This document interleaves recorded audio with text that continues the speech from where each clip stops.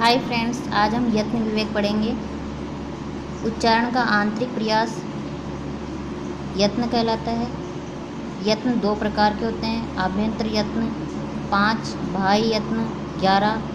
आभ्यंतर यत्न जो उच्चारण से पहले किया जाने वाला प्रयत्न होता है उसको आभ्यंतर यत्न कहते हैं। ये स्पष्ट, ईषद स्पष्ट, ईषद विवृत, विवृत, संवृत।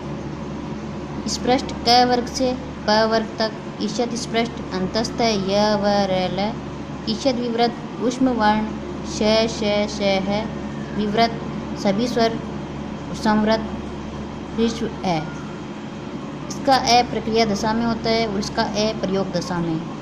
संधि कार्य में प्रयुक्त ए प्रक्रिया दशा वाला ए कहलाता है। जैसे राम प्लस अनुज, ये ए और ये ए, ये यहाँ पे संधि कार्य हो रहा है। शब्द के अंत में जो प्रयोग होता है वो ए प्रयोग दशा वाला ए कहलाता है, जो संवृत में आता है। राम कृष्ण, राम ए कृष्ण में जो अंत में ए आ रहा है और राम में जो अंत में ए आ रहा है वो प्रयोग दशा वाला कहलाएगा, संवृत कहलाएगा। प्रत्येक वर्ण का एक ही आभ्यंतर प्रयत्न होता है। बाह्य यत्न 11 होते हैं, उच्चारण के बाद किया जाने वाला आंतरिक प्रयास। आभ्यंतर यत्न पहले किया जाता है, उच्चारण के पहले किया जाता है, और बाह्य यत्न उच्चारण के बाद। विवार, श्वास, अघोष, संवार, नाद, घोष, अल्पप्राण, महाप्राण, उदात्त, अनुदात्त, स्वरित। इसको हम ट्रिक से पढ़ेंगे। अघोष, विवार, श्वास। इसकी ट्रिक है अविश्वास। ये कुल 13 होते हैं। अविश्वास यानी इसकी पहला दूसरा वर्ण का पहला और दूसरा वर्ग का ऊष्म है को छोड़कर, तो हम इसमें कैसे पता लगाएंगे कि इसमें ऊष्म आएंगे या अंतस्थ आएंगे। तो उसमें के लिए ट्रिक है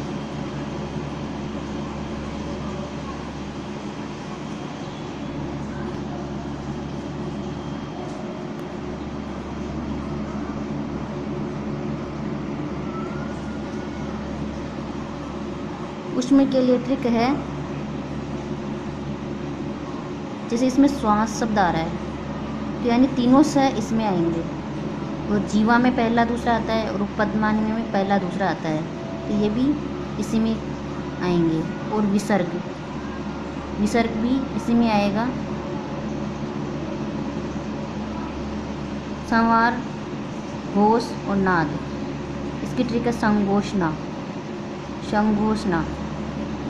जिसमें आवाज़ हो शब्द में, जैसे तीसरा, चौथा, पांचवा और अंतस्थ है। और इसमें आएगा अनुस्वार आएगा। अनुस्वार के लिए से हम पता लगा सकते हैं कि जैसे संघोषणा या संवार में यहाँ पे अनुस्वार आता है, तो हम इस अनुस्वार से पता लगा सकते हैं। और है जो हमने यहाँ छोड़ दिया था है, तो है यहाँ आएगा। अल्पप्राण में विषम संख्याएँ आती है, पहली, तीसरी, पहला, तीसरा, पांचवा और अंतस्थ है और अनुस्वार। इसमें भी हम ट्रिक से पता लगा सकते हैं कि अंतस्थ है, यानी जैसे अल्पप्राण में ए आ रहा है, ये अंतस्थ है। और ये कुल 19 होते हैं। फिर है महाप्राण में दूसरा और चौथा। इसमें आते हैं ऊष्म आप बोल के देखना, जैसे श है, इसमें है की जैसे मुंह से जब श्वास निकलती है, जैसे श है, तो ये महाप्राण।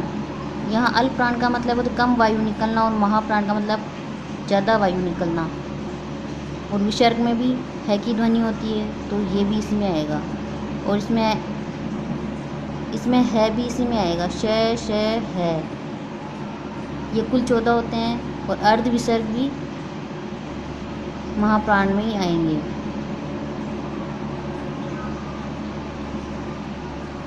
उदात्त, अनुदात्त, स्वरित, सभी स्वर इसी में तीनों में आते हैं। इसका उच्चैरुदात्त, नीचैरुदात्त, समाहार स्वरित। इसमें कोई निशान नहीं आता है स्वर में। इसमें नीचे नीचे लाइन आती है और समाहार स्वरित में ऊपर एक लाइन आती है।